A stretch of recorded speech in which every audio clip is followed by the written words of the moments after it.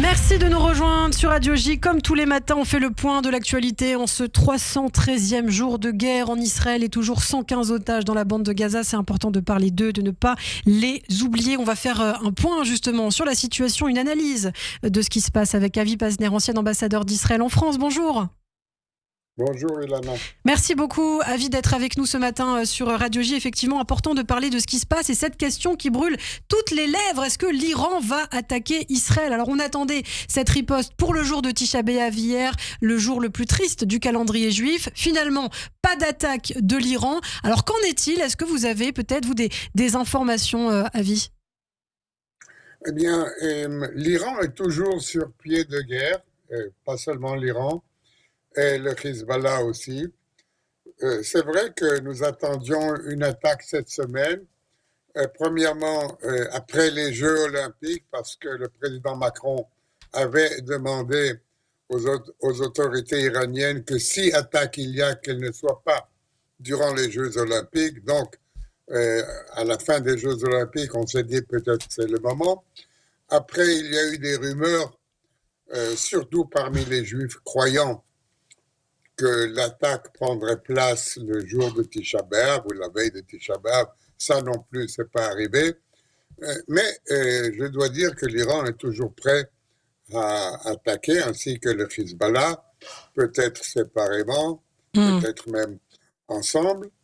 La nouvelle formule maintenant, c'est que si la réunion de Doha demain sur la question des otages réussit et qu'il y ait un cessez-le-feu, alors il n'y aura pas d'attaque iranienne pour le moment. Ouais. Cette théorie a été avancée hier par le président Biden lui-même.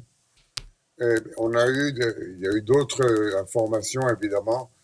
Donc, c'est toujours dans l'air. Ce n'est pas arrivé, ça fait maintenant 2-3 semaines déjà depuis l'élimination de ces deux terroristes. C'est pas encore arrivé. Les Iraniens sont connus pour prendre leur temps.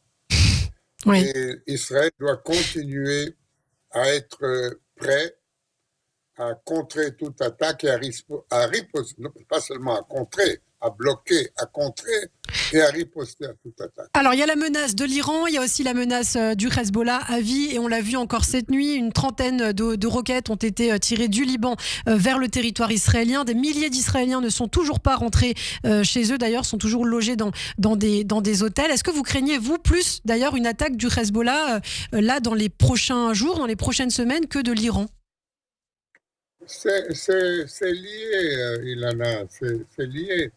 Ce qui est arrivé cette nuit, je veux dire, c'est dans le paramètre des combats qui sont là depuis octobre, c'est-à-dire c'est dans le même style, ils lancent des roquettes, nous éliminons des terroristes. Oui. Ça ne dépasse pas les limites qui sont là depuis 9 mois, mais on parle d'autre chose. On parle d'une attaque beaucoup plus grosse du Hezbollah. Et elle est peut-être plus dangereuse que l'attaque iranienne. Il ne faut pas oublier que les Iraniens, ils sont à 2000, 3000 kilomètres d'Israël. C'est vrai qu'ils ont aussi des missiles balistiques, mais nous avons aussi nos missiles, comment les contrer. Et ça prend des heures pour leurs drones d'arriver en Israël. Nous avons le temps de nous arranger. Le Hezbollah est là, il est plus proche. Il a des dizaines de milliers, sinon plus que ça, de missiles de toutes sortes. Et c'est d'un côté plus dangereux, mais d'un autre côté aussi plus facile à contrer, car nous, contre le Hezbollah, nous pouvons lancer une réponse massive et foudroyante.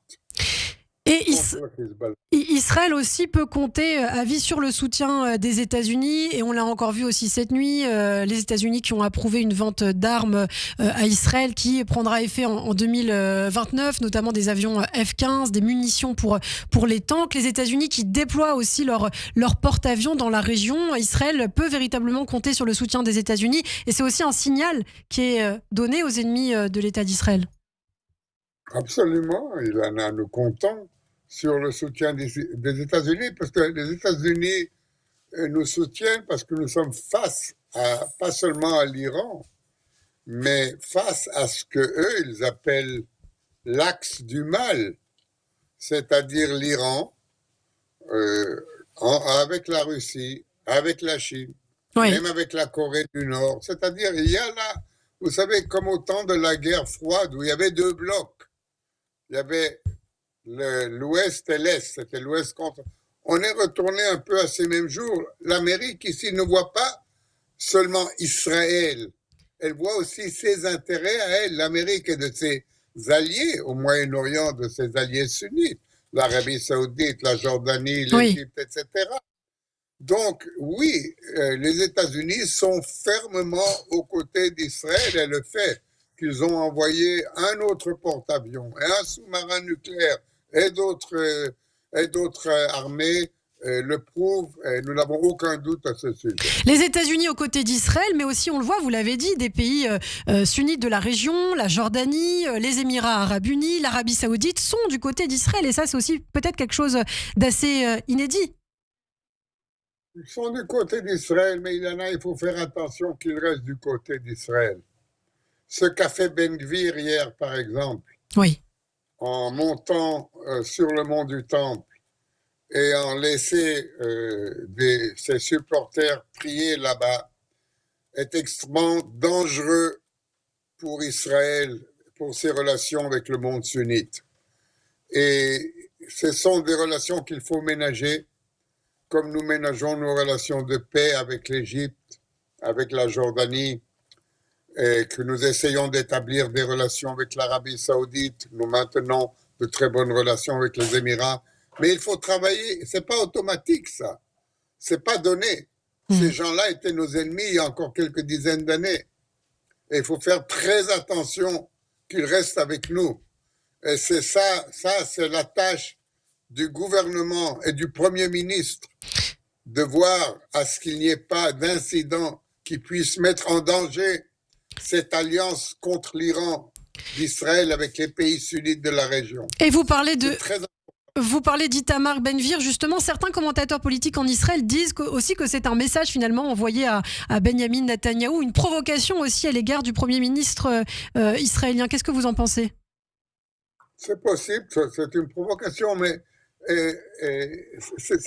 à mon avis, c'est beaucoup moins important. Ce sont des affaires israéliennes internes. Le Premier ministre, il a ses problèmes non seulement avec Itamar Ben-Gvir, il a ses problèmes avec le ministre de la Défense, il a ses problèmes avec le parti religieux sur la question de la mobilisation. Il a des problèmes politiques avec tout le monde. Ça fait partie du système démocratique.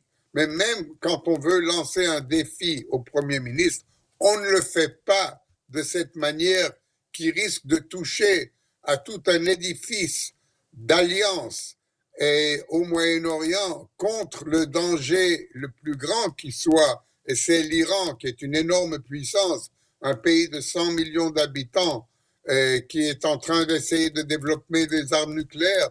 Donc c'est à ça qu'il faut penser avant de s'engager dans des manifestations et des provocations du genre de lesquelles Itamar Ben-Gvir s'est donné. Alors on parlait justement du sommet de Doha qui pourrait conditionner la suite aussi de ce qui va se passer dans la région, qui aura lieu demain, qui ne se présente pas vraiment sous les meilleurs auspices. En tout cas, le Yediot Aharonot a titré ce matin en une avis. Les Américains estiment que le sommet va échouer et ils préparent actuellement une nouvelle proposition de compromis. Comment vous voyez-vous cette situation et les futurs pourparlers ? Bon, la situation est extrêmement difficile. Nous essayons de libérer nos otages. En retour, le Hamas veut la libération des terroristes et un cessez-le-feu, alors que cette guerre n'est pas achevée, puisque un des buts de cette guerre, c'est justement la destruction des infrastructures militaires et politiques du Hamas. C'est extrêmement compliqué. Et on a parlé de la rencontre du Doha comme la rencontre de la dernière chance. Il y a toujours une chance après, mais que même, j'espère que peut-être on va faire des progrès demain, je l'espère. C'est très difficile. Je me mets à la place de Sinwar, justement. Oui. qui, au début de cette guerre, le 7 octobre, qu'est-ce qu'il voulait, Chinois? Il voulait un conflit généralisé au Moyen-Orient. C'est-à-dire, il nous attaque et il espérait que le Hezbollah, l'Iran, les milices chiites, les Houthis, tout le monde se joindrait à lui. C'est pas exactement arrivé. Alors maintenant, justement, quand on parle de la possibilité d'une attaque iranienne contre Israël ou d'une attaque du Hezbollah contre Israël, c'est ça le moment où Sinoir choisirait de faire un cessez-le-feu? Au contraire, il aurait tout intérêt justement à ne pas le faire et à essayer d'embraser le Moyen-Orient tout entier. Donc c'est pour cela qu'il y a un certain, je ne veux pas dire pessimisme, mais vraiment une certaine prudence israélienne à l'égard de la rencontre demain de Doha, qu'on présente encore, je le répète, comme la dernière chance. C'est jamais la dernière chance. Après chaque rencontre, il y aura une autre rencontre. Ça peut prendre une semaine, 2 semaines, un mois.